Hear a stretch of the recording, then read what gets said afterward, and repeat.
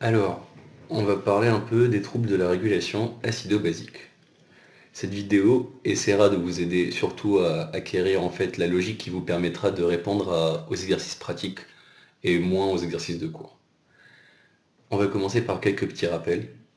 Il faut savoir qu'un acide est capable de céder un proton H+, et qu'une base est capable de capter un proton H+.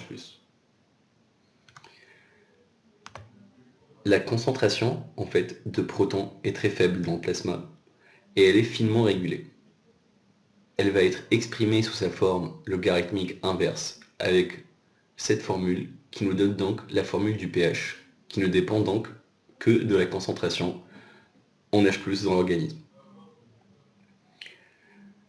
Il faut savoir aussi que le pH artériel normal varie entre 7,38 et 7,42 et que du coup, un pH qui est bas est défini par une concentration d'H+, qui est élevée et une situation qu'on dit d'acidémie, et qu'un pH qui est haut est défini par une concentration d'H+, qui est faible et une situation qu'on dit d'alcalémie.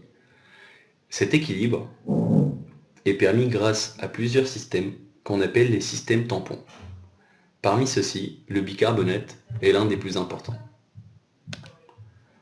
On voit bien sur cette équation que c'est le rein, de par sa sécrétion de bicarbonate, et la respiration, de par le changement de la pression partielle en CO2, que cette régulation de H+, donc, est faite. En effet, le pH varie quand le rapport entre la PCO2 et HCO3- est modifié. Ce rapport qui dépend donc, comme on l'a dit, des reins, qui relarguent le bicarbonate dans la circulation sanguine, et de la respiration en modulant la pression partielle en CO2. Un petit rappel, lorsqu'on hyperventile, on va augmenter la pression partielle en oxygène et on va donc diminuer la pression partielle en CO2. Une hyperventilation diminue la pression partielle en CO2 et induit donc une situation d'alcalose. Une hypoventilation augmente la pression partielle en CO2 et induit donc une situation d'acidose.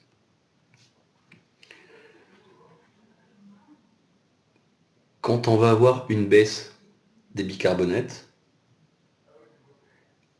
on va aussi avoir une situation d'acidose métabolique, puisque la baisse des bicarbonates fera que les H+ seront moins captés par les bicarbonates.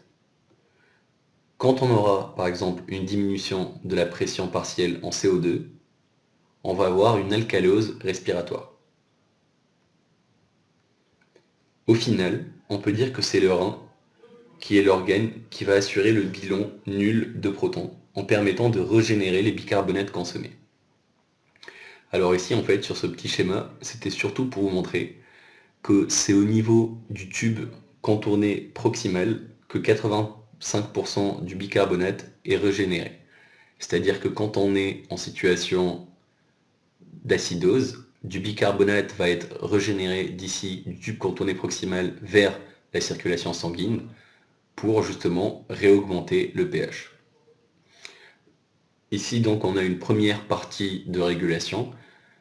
La deuxième partie de régulation dans laquelle le rein est impliqué est au niveau du tube collecteur, où ici en fait on va avoir les H+ qui vont se lier au NH3 pour donner du NH4+, qui est donc éliminé dans l'urine.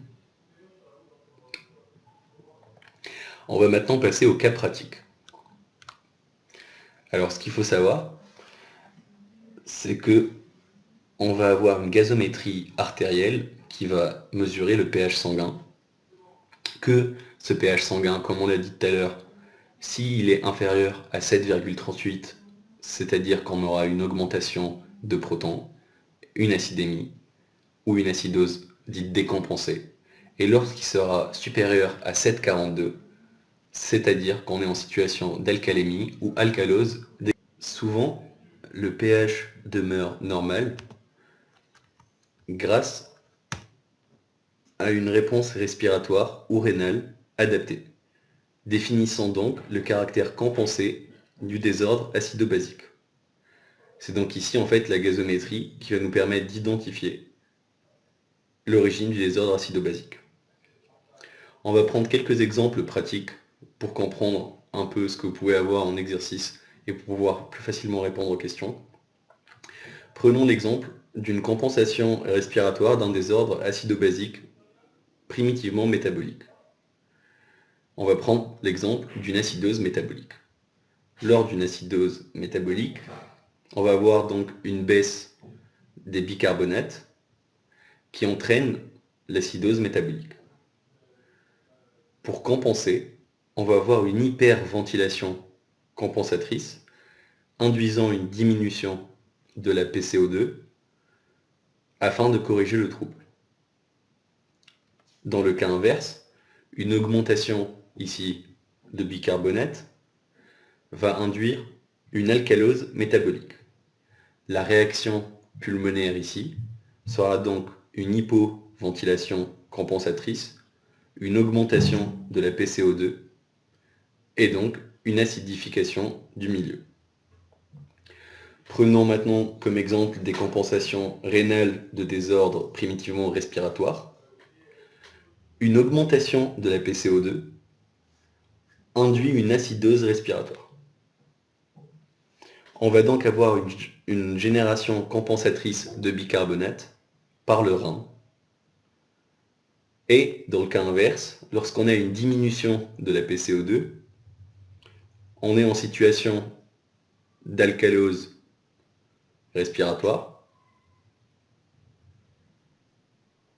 Et donc, on va avoir une diminution compensatrice des bicarbonates par le rein. On va maintenant parler du trou anionique. Alors, ce qu'il faut savoir, c'est que la somme des cations, des charges positives donc, et des anions, les charges négatives, est égale dans le sang. C'est le principe de l'électroneutralité. Cependant, il existe plus d'anions qui sont indosés que de cations indosés dans le plasma. Cette différence correspond au trou anionique, dont la formule donc est la suivante. Il faut toujours penser à calculer le trou anionique corrigé, qui est une formule qui prend en compte l'albuminémie, parce que la plupart du temps, la diminution du trou anionique est en fait due à une hypoalbuminémie. Le calcul en fait du trou anionique sanguin va nous permettre de définir deux types d'acidose métabolique. Il existe une acidose avec trou anionique normal, dite aussi acidose métabolique hyperchlorémique. Alors, cette acidose métabolique avec trou anionique normal est dite aussi acidose métabolique hyperchlorémique, est dite hyperchlorémique parce que vous imaginez bien que si on est en acidose, on va avoir une baisse de ceci, et que si le trou anionique est encore normal, ça veut juste dire que le chlore a augmenté. Mais on va aussi avoir une acidose avec trou anionique élevé. Et lorsque le trou anionique est élevé, ça veut dire qu'il y aura eu une addition d'un acide, anion non mesuré, par exemple comme le lactate, l'écorce cétonique, autre que HCl.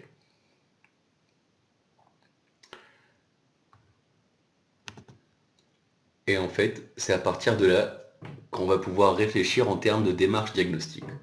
Comme on peut le voir sur ce tableau, enfin ce diagramme. Ici, on va calculer le trou anionique plasmatique. Lorsque le trou anionique est normal, on va avoir certaines causes possibles. Et lorsque le trou anionique est élevé, on peut à partir de là déjà affirmer qu'il y a donc un anion qui a été indosé. Ce genre d'anion indosé se retrouve par exemple dans les situations d'acidose lactique, d'acidocétose diabétique, d'intoxication avec un certain anion. Enfin, pour la démarche diagnostique, lors d'une acidose métabolique, on va donc commencer par calculer le trou anionique plasmatique. Si celui-ci est normal, on est donc dans une acidose hyperchlorémique, pour laquelle on n'a donc pas encore d'étiologie, il y aura une étape de plus à faire. Si on est dans le cas d'un trou anionique élevé, on a donc expliqué que ça voulait dire qu'un anion s'est rajouté, et qu'on est donc dans le cas d'une acidose lactique, ou d'une acidocétose, ou d'une certaine intoxication à un anion précis, ou d'une insuffisance rénale. Dans le cas où le trou anionique plasmatique est normal, on est donc dans une acidose hyperchlorémique. Et pour passer à la deuxième étape, on va faire une petite explication du trou anionique urinaire. Tout à l'heure, on avait expliqué que l'une des voies d'élimination des protons était en fait l'excrétion urinaire d'ammoniac, avec justement le NH3 qui se lie au H+. La réponse rénale va donc être évaluée justement par le trou anionique urinaire qui est le reflet de ce fonctionnement rénal.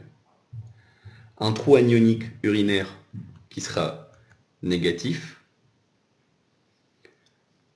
un trou anionique donc urinaire qui sera négatif, traduit une concentration de NH4+, qui est élevée, et donc une réponse rénale adaptée.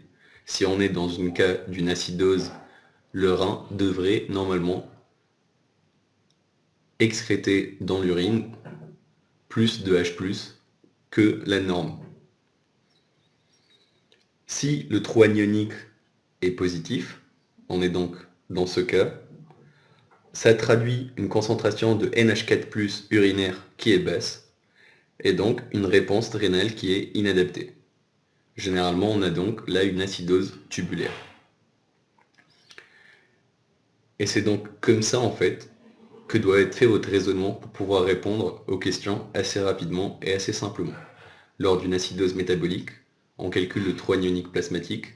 S'il est normal, on calcule le trou anionique urinaire, qui peut nous permettre en fait de savoir si la cause est bien rénale ou pas.